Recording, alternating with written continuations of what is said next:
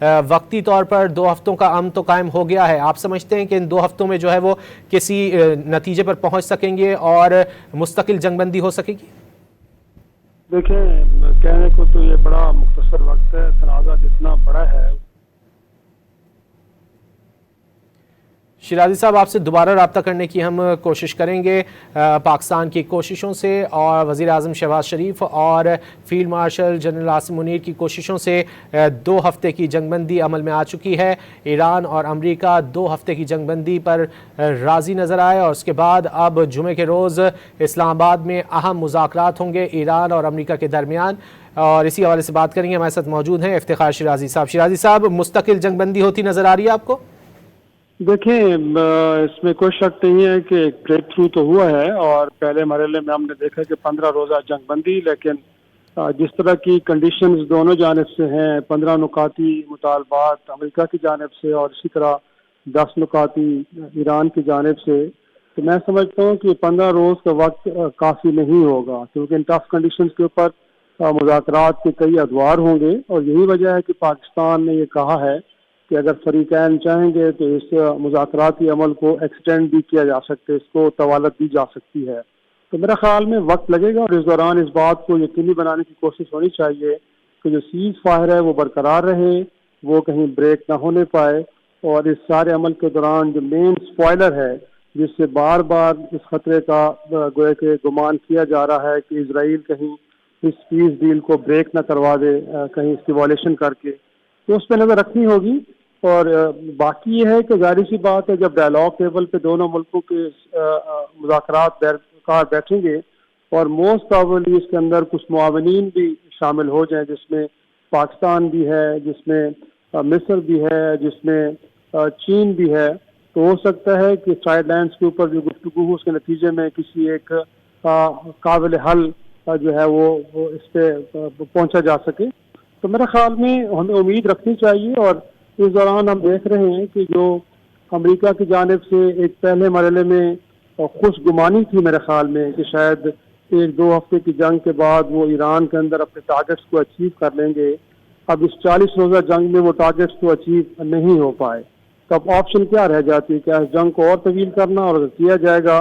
दुनिया में जिस वक्त एनर्जी क्राइसिस है वो पहले ही अपने मैक्सिमम लेवल पे पहुंच चुके हैं, जिसके नतीजे में खुद अमेरिका, यूरोप के अंदर इन्फ्लेशन फिगर्स बहुत ऊपर हमें नजर आ रहे हैं। गल्फ कंट्रीज का बिजनेस मुकम्मल तौर पर उनकी इकोनॉमीज ठप हो चुकी हैं। पाकिस्तान और फार ईस्ट किसी तरह बड़ी शदीद अंदाज में मुतासर हो रहा है। तो मेरे ख्याल में अब इस जंग को ख़त्म करना एक वाहिद ऑप्शन है। अब इसके लिए फरीकैन एक दूसरे को कितनी स्पेस देते हैं और एक दूसरे की जो डिमांड उसको कितना लॉजिकल तस्वर किया जाता है, मेरे ख्याल में इसी बात का सबसे बड़ा इम्तिहान अब देखने को मिलेगा। अगर दोनों जानिब से सेंस प्रिवेल करती है और कोई अपने नुकात के ऊपर ज़्यादा अड़े नहीं रहते और कहीं हमें लचक देखने को मिलती है, तो मेरे ख्याल में फिर इन 15 रोज़ में या इससे थोड़ा सा बढ़ के हम समझते हैं कि रोज़ में सारे अमल को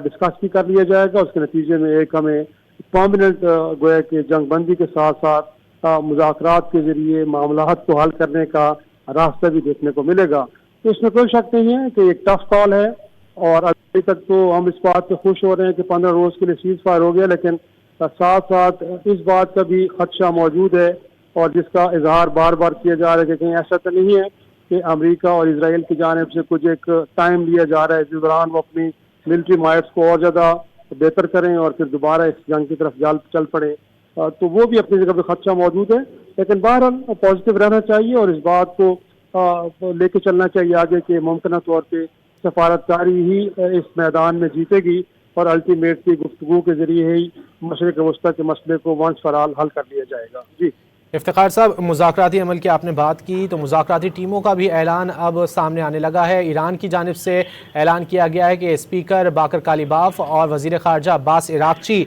मुज़ाकराती अमल का हिस्सा होंगे, जबकि अभी अमेरिका की जानिब से बाज़ाब्ता तौर पर ऐलान तो नहीं किया गया है, लेकिन कैरोलिन लेविट की जानिब से बताया गया था कि स्टीव विटकॉफ और जेडी वैंस शामिल हो सकते हैं। आप क्या समझते हैं, दोनों जानिब जिस तरह के लोग मौजूद हैं, किसी नतीजे पर पहुँचने में मदद मिलेगी?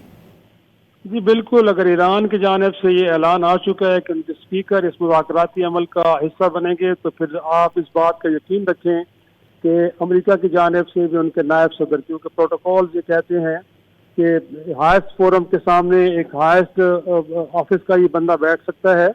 तो अगर ईरान की जाने से स्पीकर उनके आ रहे हैं और साथ में वजीर खारजा आ रहे हैं, तो फिर लामहला तौर पे हमें देखने को मिलेगा कि ईरान अमेरिका की जानिब से नायब सदर जेडी वैंस और फिर उनके साथ स्टीव विटकॉफ जो कि मुशीर हैं मशरिक वस्ती से मुताल्लिक स्पेशल एनवाय हैं ट्रम्प साहब के, वो इस मुज़ाकराती अमल के अंदर हमें शरीक होते हुए नजर आएंगे। तो इसका मतलब ये है कि ये जो मुज़ाकरात का अमल है ये भी हाईएस्ट लेवल का है। इसमें ऐसा नहीं है कि तीसरे और चौथे दर्जे की क़यादत को अंगेज किया जा रहा है, बल्कि टॉप लेवल पे जो क़यादत है वो इसमें अंगेज होगी। तो इससे हमें अंदाज़ा होता है कि ये मुज़ाकरात इसको बड़ा संजीदगी से लिया जा रहा है। मुज़ाकरात को संजीदगी से लिया जा